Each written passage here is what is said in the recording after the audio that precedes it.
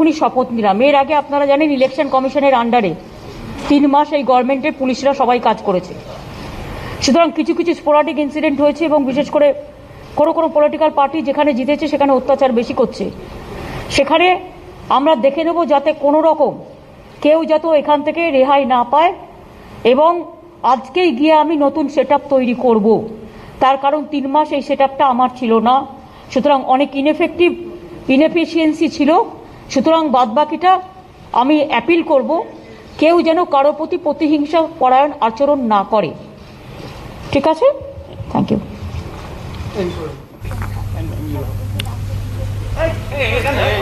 देखिए, मुख्यमंत्री ममता बनर्जी को आप सुन रहे थे। साफ तौर पर उन्होंने कहा है कि 3 मई से पहले चुनाव आयोग के हाथ में था राज्य, और उस समय जो हिंसा हुई, जो हालात बने, तो सीधे तौर पर वो जिम्मेदार ठहरा रही हैं बीजेपी और चुनाव आयोग को। और अब क्योंकि अब बंगाल की कमान ममता बनर्जी के हाथ में है और उन्होंने तीसरी बारी कमान संभाली है, बागडोर उनके हाथ में है, लेकिन रिजल्ट आने के बाद भी बंगाल में हत्याओं का दौर रुक नहीं रहा है।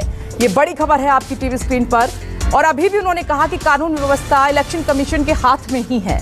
सीधे तौर पर बीजेपी टीएमसी पर आरोप लगा रही है। इसको नकारते हुए उन्होंने कहा कि हमारे हाथ में कानून व्यवस्था अभी नहीं है।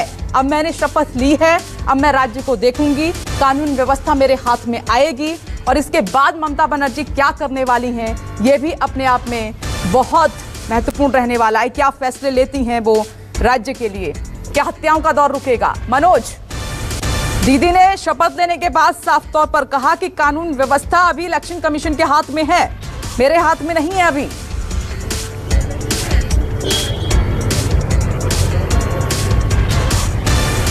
जी देखिए, जिस तरह से बंगाल में बीजेपी जब यहाँ पे चुनाव जीतने के बाद लगातार देखिए करीब दर्जनों से ज्यादा टीएमसी लगातार बीजेपी के आरोप है कि बीजेपी के जो कार्यकर्ता है उनकी हत्या किया जा रहा है। बीजेपी के जो कार्यकर्ताओं के घरों में भी तोड़फोड़ किया जा रहा है। साफ तौर पे देखिए इस बात का जिक्र मुख्यमंत्री ममता बनर्जी ने अभी शपथ लेने के बाद भी उन्होंने कहा कि पश्चिम बंगाल के जो हालात है कहीं न कहीं ठीक नहीं है। चुनाव आयोग के ये सारे जो पुलिस के अधिकारी थे, अब इन्होंने शपथ लिया है और उसके बाद ये एक अलग से टीम की गठन करेगी और जो बंगाल में हिंसा हो रही है कहीं न कहीं उस पे विराम लगे और उस पे उनको रोक लगाया जाए। जाहिर सी बात है, देखिए पश्चिम बंगाल के जो हालात है कहीं न कहीं हम लोग भी देख रहे हैं, जहां तक हिंसा की गतिविधियां आ रही है, लगातार खबरें आ रही हैं कि टीएमसी और बीजेपी कार्यकर्ताओं आपस में भिड़ रहे हैं। चूंकि देखिए चुनाव के पहले भी हिंसा की गतिविधियां थी और चुनाव परिणाम आने के बाद भी इस तरह की गतिविधियां देखा जा रहा है। देखो, आप 2019 के जब लोकसभा चुनाव था उसके पहले भी हम लोग देखते थे, और उसके परिणाम आने के बाद जिस तरह से देखे उसके बाद भी पश्चिम बंगाल की जो चुनावी जो यहाँ पे सरगर्मियां हैं, चुनावी हत्याएं हैं, चुनावी तोड़फोड़ होता है, लगातार देखने को मिल रहा है।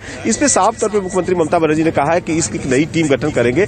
और आप देखेंगे चूंकि चुनाव आयोग के हाथ में प्रशासन था, प्रशासन के देखरेख चुनाव कर रहा था पुलिस का, अब उनको शपथ लेने के बाद किस तरह की रणनीति बनाएंगे और पश्चिम बंगाल के हालात को कैसे निपटा जाए। देखिए, मुख्यमंत्री ममता बनर्जी को 2 चीजों से निपटना पड़ेगा पश्चिम बंगाल में। तो उन्होंने कहा कि लोकतंत्र में हत्याएं ठीक नहीं है, और उम्मीद है कि ममता बनर्जी के राज में कानून व्यवस्था का राज होगा।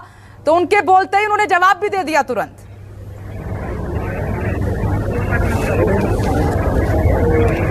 जी बिल्कुल, एकदम देखिए मुख्यमंत्री ममता बनर्जी को वही कह रहे हैं कि यहाँ पे पश्चिम बंगाल के 2 हालातों से इनको साफ तौर पे यहाँ पे देखना होगा कि तो देखिए चुनावी हिंसा की गतिविधियां हैं और यहाँ के हालात ठीक नहीं है। दूसरी तरफ देखिए चुनाव के बाद यहाँ की जो कोरोना जैसी महामारी फैली हुई है, इसकी भी स्थिति यहाँ पश्चिम बंगाल में बिगड़ते जा रही है। लगातार लोग संक्रमित हो रहे हैं और कहीं न कहीं इससे परिणाम को भी मुख्यमंत्री ममता बनर्जी को रुकना होगा, क्योंकि कोरोना जैसी महामारी बंगाल में चरम सीमा पे है और इसको कैसे रुका जाए और इसकी कैसे गतिविधियों को काबू में लाया जाए। इनके सामने 2 चुनौती होगी। सबसे बड़ी चुनौती है कोरोना, और दूसरी पश्चिम बंगाल में जो हिंसा की गतिविधियां हो रहा है उस पर लागू लगाने की करने की जरूरत है। क्योंकि देखिए मुख्यमंत्री ममता बनर्जी को भी पता है कि अब पश्चिम बंगाल की जो तीसरी बार उनको जनता ने पूर्ण बहुमत दिया है, पूरे जोर शोर से कहीं न कहीं उनकी सरकार बनी है। 2016 से भी ज्यादा बहुमत से सीटों उनके पास मिली है।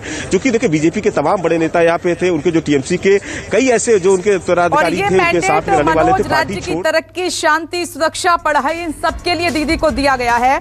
ओम प्रकाश जी, ममता बनर्जी ने कहा है कि जो आरोपी हैं उनको सजा मिलेगी, हिंसा की कोई जगह राज्य में